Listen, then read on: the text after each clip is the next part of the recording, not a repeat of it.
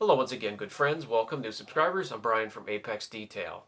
We haven't done a video for the cutting compound series in quite some time, so we're going to squeeze one in today, and I apologize for that. We're finally getting into the time of the year where I have a little bit more time, just enough time to grab some fresh panels, set them up correctly, test the compounds, and then grade them and see if they fit on the podium or down in the honorable mention section.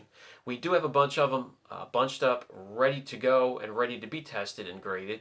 We have seen them out in the shop doing some real-world work during the busy season, and now we have them all lined up. They're ready to go, and we will have some movement on the podium. We haven't had a lot of movement lately, but that will change. I can guarantee that.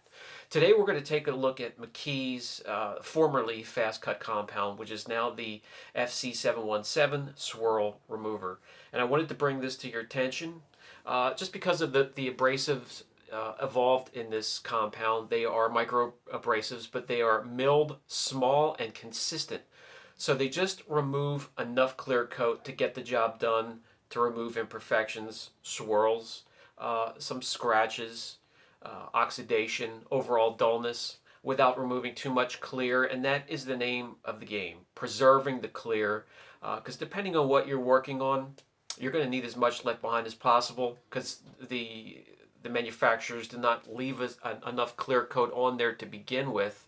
As soon as you put a pad to that paint, we're already removing too much clear. So we're going to take a look at this one today. And the way the podium stands, as of now, we still have Sonax Cut Max up top. It's going to be hard to knock that off. I could just tell you that right now. Angel Wax Resurrection, the Nano Skin, because of its performance and its price together, excellent for beginners. Then down in the honorable mention sections, we have a lot of them grouped together, guys, that are really very similar and can do just about the same thing, and they are all serviceable. These are all great compounds. Just because they're down here doesn't mean you can take anything away from them. Great companies. So CarPro, we have 3D HD Cut Plus, the 3D compounds, the AAT, 501, and then their finishing polish, and the 3D one. I am really enjoying them. I've been using them a lot lately. My favorite three companies when it comes to correction systems right now: Sonax, Angel Wax, and 3D. Great companies, and I really applaud you guys for the products you're making. I enjoy them. Also, Jescar, Griot's Garage, the Boss correction system, Menzerna 400, all great, and they will service you well. It just depends on what environment you are in. This is the list and the way I have them graded for my environment, what I do in my shop, and what I correct. So without further ado, it's enough of me blabbing. Let's get out onto the test panel and test McKee's FC717 Swirl and Light Blemish Remover. McKee's 37 FC 717 Swirl Remover is formerly known as the McKee's 37 Fast Compound. Pretty much the same cut and finish, just without the foul odor of the old formula. 16 ounces for just under 40 bucks, so that's pricey. Better perform well for that kind of price. We're going to put a little bit on this test panel here and spread it out as usual, so we can take a look up close, see if we can see the abrasives and feel them in between our fingers. And if we can see the abrasives, not all the time, but a high percentage of the time, we're going to see a little bit of dusting.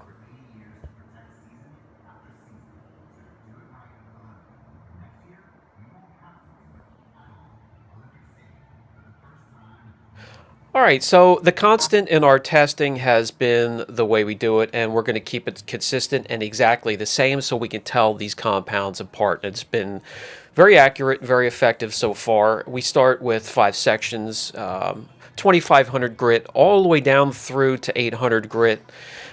Sand marks, we divide the sections with masking tape. We'll later remove the masking tape, clean the area, and we're going to run a polisher and a pad all the way down through all of these sections, and then make a return trip, and we'll see just how far the compound gets in these sections before it starts to fail. And if you've been following the series, we've seen some fail early. We've seen a lot of them make it to the 1500. We've seen a high percentage start to fail in the 1000 grit, and very rarely do we see one make it through the 800 grit section. Now, there are some compounds made to remove imperfections like that in the 800 grit section. These just aren't included in this round of testing here. We'll get to those. We're also going to get to medium cut compounds. We're going to do a series on finishing, polishes, one-steps. We have a lot planned here on the channel, so stay tuned. All right, some important information to go with along with the McKee's FC717 swirl removers. Micro abrasives again, and they are milled consistently, so there is a gradual removal of the clear coat while you are correcting. So you know it's going to finish down. The only thing we have to test here to see how good it cuts, to see how long the open time or the cycle time, to see if it dusts, to see if the residue is hard to remove. And we're going to do that. We're going to make a trip down through all these sections now with the exact same polisher, the exact same pad, and the exact same speed and method and pressure as all the other videos, keeping that constant so we can tell the compounds apart. Now, if you need to cut aggressive, that's going to depend on your pad with these micro abrasives. You're going to have to get aggressive if you have some real deep blemishes to remove. A wool pad or a microfiber pad will do. But for this video and the testing, we're going to stick with a cookie cutter standard orange foam cutting pad. Speed of the polisher, arm movement, and pressure on the polisher are going to be exactly the same again as the other videos. The speed of the polisher, 3. I run my polishers in the speed zone between 3 and 5.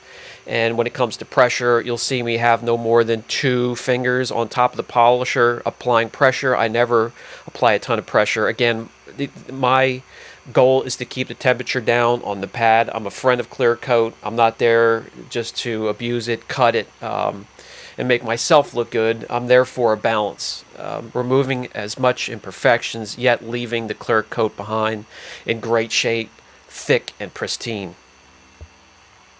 With the aggression of the pad combined with the speed of the polisher and the pressure, our movement is going to be somewhere around 1 inch every second or 2. You move any faster than that, you're going to lose the effectiveness of the cut just because you're moving your arm too fast. All right, that's going to do it. So just a quick tip. Keep your polisher on the panel until you power down and it stops rotating or oscillating or both. It's easier on the polisher and your pads, guys. Just a quick tip to save your equipment. As you can see here, we have plenty of lubrication, yet there is just a little bit of dusting. It's not a lot. It's just a little bit you need to blow off. No big deal. That does bug me.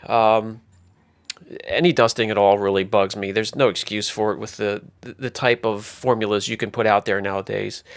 The residue is easy to remove, as you can see. It does leave gloss behind. It does finish down. So let's go and take a look at all of these sections. It blazed right through the 2500 and the 2000 grit section. This is the 1500 grit section, and you can see it went through there rather well. That's where it advertises it can cut 1500 grit or higher. So let's look at this section one more time. Now let's go to the 1000 grit section. And you can see that's where it starts to fail. So this compound does exactly what it's advertised to do, and I love that. I can't stand these new products that are coming out that are just way overhyped and are just being pushed to sell.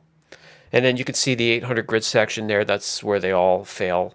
And we'll go back through and I can show you the gloss it leaves behind and how it finishes.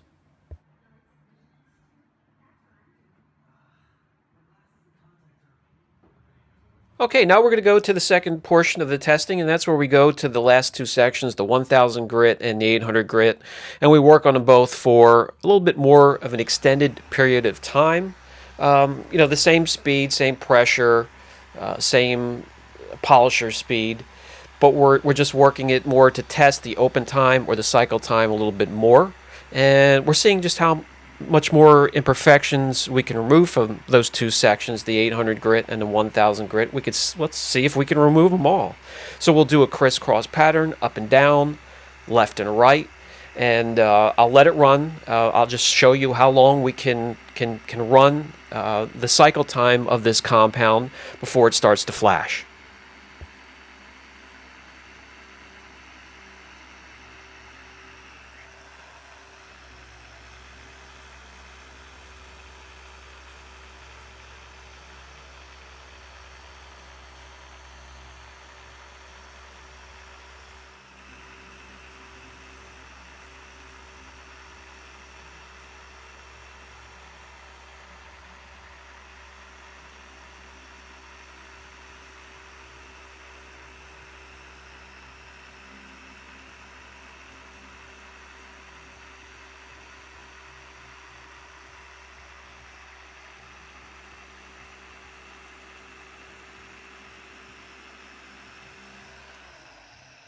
All right, that will do it. Let me put the polisher down. Give me a minute to grab you guys and swing you around so you can get a better look.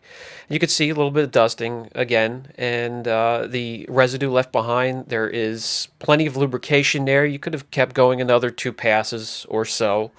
So let's remove it. Let's see how hard or easy it is to remove that residue. And as you can see, very easy. It's a user-friendly product besides the little bit of dusting you'll need to take care of. And what it did to the last 2 sections here, it did make improvement, but did not remove them altogether, and that is what's expected. Now, if the price wasn't so high for 16 ounces, I would recommend this for the beginner, those just getting into it, a driveway detailer, an enthusiast, because it's not going to get you in trouble unless you really bear down on the polisher and have an aggressive pad. All right, so again, that was the McKee's FC717 Swirl Remover, Light Scratch Remover. It does a great job. It does a great job across the board for me, except for one thing, and you guys already know what that is, and that's the dusting. It is very light, not a big deal. Just have some forced air, blow it out of the corners, and you're good to go. Long cycle time. It does exactly what it's advertised to do, 1,500 grit sand marks or higher, and that's what it does. I love when a chemical just stands up to what it's asked to do and is not overhyped. So much respect there. When it comes to the podium, it's not going to change anything. We still have Sonax, Angel Wax, Nanoskin, Car Pro, 3D, Jesscar, Griot's Garage, and Menzerna near the top of the list for me, with Wizards being the biggest surprise. At the end of the series, guys, we will put the top 3 and probably include Wizards for fun. We're going to put them on the same panel, and we will test them side by side so you guys get an idea of what they can do. Brian from Apex Detail. If you have any questions, don't hesitate. Catch you in the next video.